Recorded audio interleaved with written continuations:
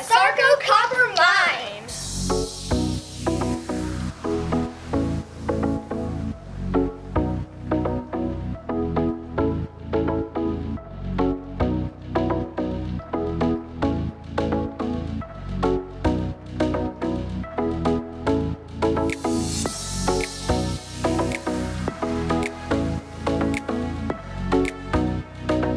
We're here right outside of Tucson, Arizona, At a copper mine.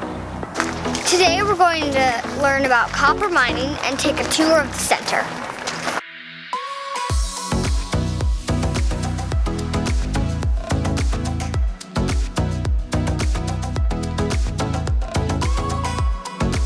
We use so much copper in our homes. Like here in the tubes, in the wires, and even in our appliances, like our TV and dishwasher. There's copper in all of these things. To start the tour, we're heading up on a bus. This bus is taking us over to one of the refinery plants, as well as the overlook where we can see the huge mine pit they've dug. Okay, we can't leave till everybody is seated and their seatbelts are fastened. This mine was started in 1899, and if Arizona was a country, they produced the 7th most amount of copper.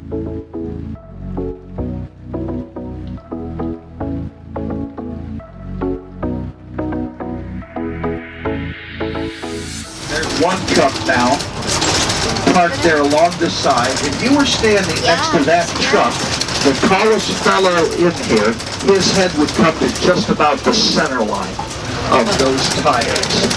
Those trucks cost $5 million. The tires on them alone cost $80,000 a pop, and it has 6 tires.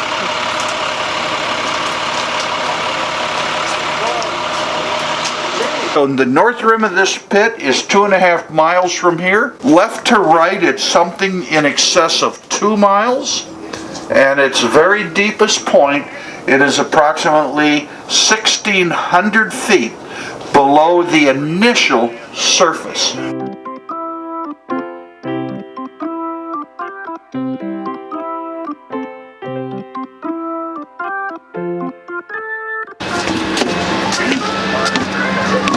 You got a hand? Next stop, this is the South Mill. This is where they move all the material that they take out of the big old pit that we were just at. Here they turn it into a copper slurry. Then they take it to other places in the country to turn it into copper cakes. This guck has copper in it. They're gonna truck that off to another plant where they turn it into copper, pure copper. If you look real close in there, you can see the copper bubbles. It smells awful. It really does. Ugh. It doesn't look that great either. I would not want to swim in there. That's milk of wine.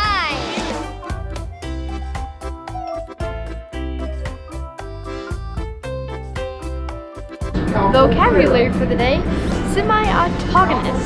That is a semi-autogenous crusher, which means it grinds up ore to make copper. We just learned what that yucky smell is. It's pine oil. They add it to the copper concentrate to help it separate. And that white stuff out there is lime that they use to control the pH, which is how acidic a liquid is.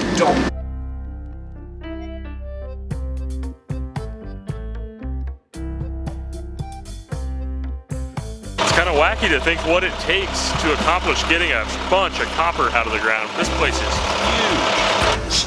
The material on the top falls to the bottom, and it's thickener. On a thickener, the product comes off the bottom. An incredible load of material is on the bottom of that.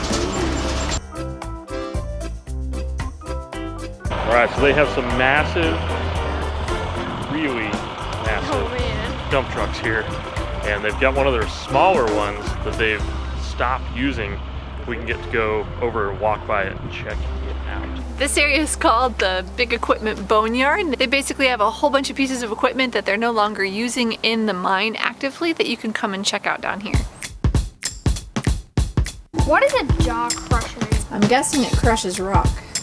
Does it crush your jaw also? Hope not.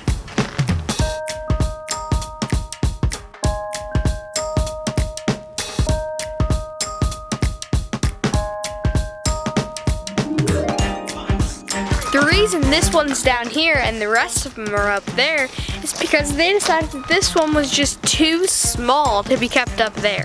So these trucks cost $6.5 million. The tires are $85,000, and they're gonna use 12 sets of tires per year, just in one truck. They've got 25 of the bigger trucks running up top. I can just walk inside this thing, watch. See? There's the drive shaft, so you can see this is one of the pistons that would turn this gigantic wheel. Up here's the engine. Swoop myself under here. Let's see, we have a little rod right here. I don't know what that is. Completely under the car right now. Back out over here.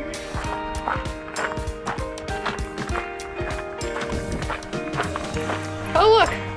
Hey. See, we're under a car together. That hasn't happened very much, has it? So how do they say that they got this truck here? Because it's way too big to get on the highway. They actually break it down into 12 other trucks and ship it here. Pretty cool.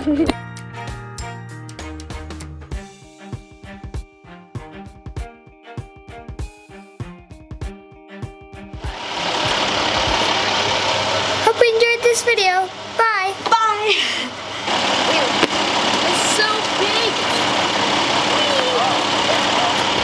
This is one of the engines that's inside one of those huge mining trucks we saw. It has 16 pistons. This thing can gobble about 40 gallons of diesel fuel per hour.